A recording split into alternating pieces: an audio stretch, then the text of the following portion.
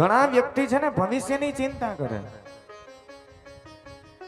પોતાના સંતાનો માટે સંપત્તિ ભેગી કરી રાખે કે આપણે ભેગું કર્યું હશે ને તો આપણા સંતાનોને કામ આવશે. ને વાત સાચી છે, કદાચ ઉપયોગ લાગે, એમાં કઈ ના નથી ભેગું કરવું, પણ સંતાનો બુદ્ધિશાળી હશે, સંસ્કારી હશે ને તો યાદ રાખજો કે પાતાળમાં પાટું મારીને એની વ્યવસ્થા કરી લેશે.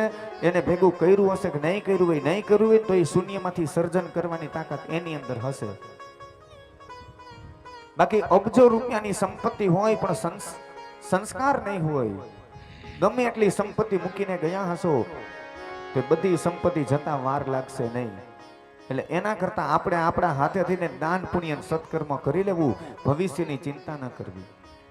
અસંસ્કારી પ્રજા હોય ને સાહેબ તો પણ એ સંપત્તિ જતી રહે, અને સંસ્કારી સંતાનો હશે તો એ શૂન્યમાંથી ને સર્જન કરી લે બાપ.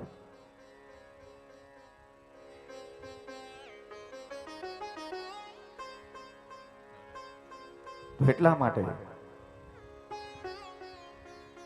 વારસાની અંદર સોનાની પેન મળે પણ શું લખવું એનું જ્ઞાન ન હોય ને તો નકામું છે.